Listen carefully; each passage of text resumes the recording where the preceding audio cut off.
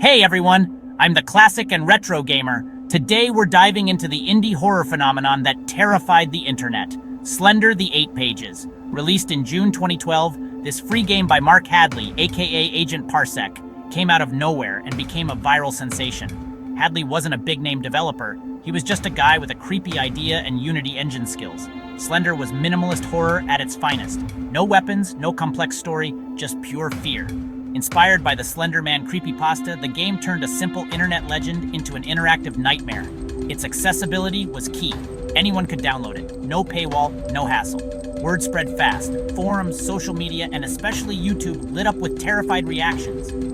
It wasn't just a game, it was a challenge. Could you find all 8 pages before Slender Man got you? The community made it a rite of passage for horror fans. Slender proved you don't need fancy graphics or a big team to make millions scream. Mark Hadley didn't just make a game, he sparked a cultural moment in horror gaming. The little indie game that could and did.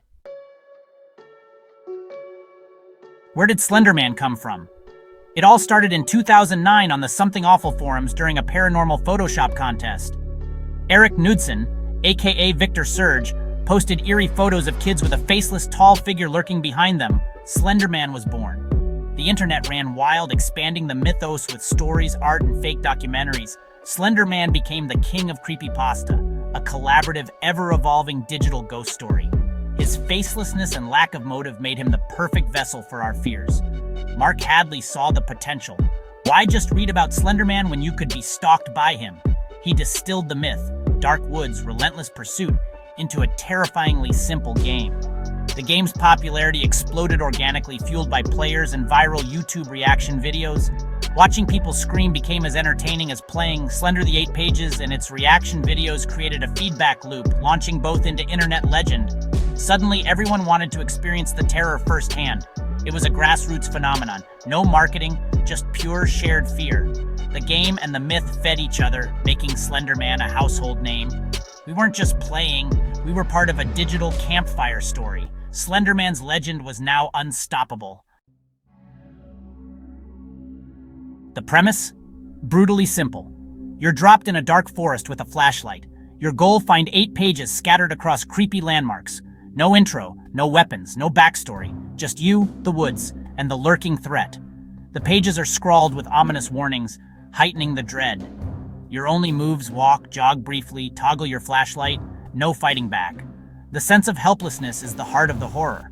At first it's quiet, just footsteps and crickets. But grab the first page and the tension skyrockets. A low drum beat signals the hunt. Slender Man is now stalking you. He can appear anywhere, sometimes distant, sometimes right behind you.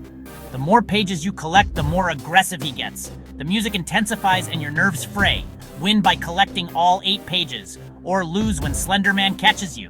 Stare at him too long, and your screen fills with static before a jump scare ends it all. It's a relentless, nerve-wracking game of cat and mouse, where you're always the mouse.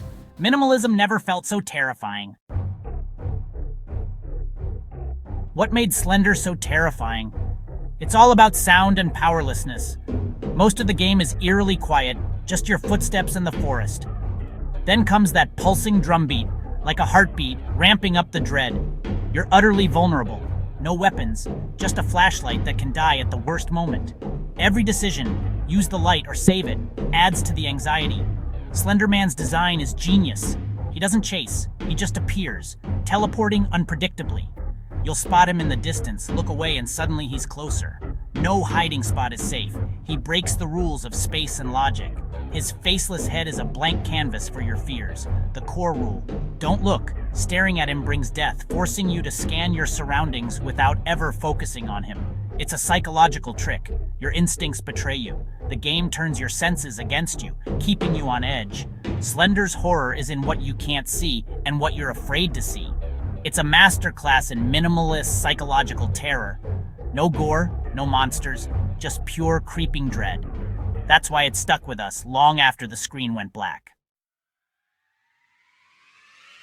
Slender's success was explosive. Over 2 million downloads in its first month, all from a free game made by one person. The website crashed under the demand. Everyone wanted a piece of the terror.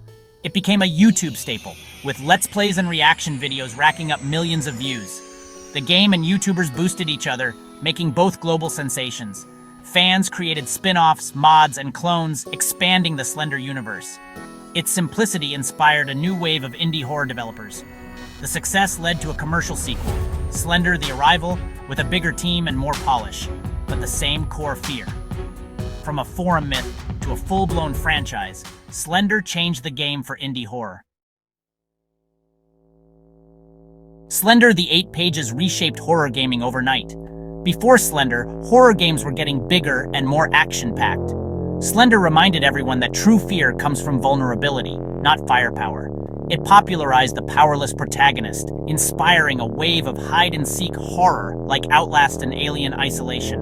Its minimalist design proved you didn't need big budgets to terrify players. Indie developers took note, creating focused, intense experiences that rivaled the big studios. Slender also changed how games spread. YouTube and Twitch made it a viral hit. Developers started designing games for streamability, easy to understand, unpredictable, and perfect for reaction videos. Slender didn't just change horror games, it changed how we share and experience them. It democratized horror, opening the door for anyone with a scary idea. The genre would never be the same. Today, it's easy to see Slender: The 8 Pages as a relic or a meme, but that misses the point. It was a revolution, a single creator, a simple idea, and a global impact. Its legacy lives on in every horror game that strips you of power and forces you to hide. It inspired thousands of indie titles and shaped the culture of YouTube and Twitch. Slender proved fear is universal, and you don't need a Hollywood budget to deliver it. It captured a unique moment in internet folklore, turning a forum myth into a global legend. The game and the myth are forever intertwined, a testament to the power of collaborative storytelling. Next time you're hiding from an unkillable monster in a game, thank Slender Man. It was short, terrifying, and changed horror gaming forever. And for that, we should all be a little afraid and very grateful. Thanks for watching, and don't forget to like and subscribe to my channel for more retro gaming content. I'm the Classic and Retro Gamer. See you next time.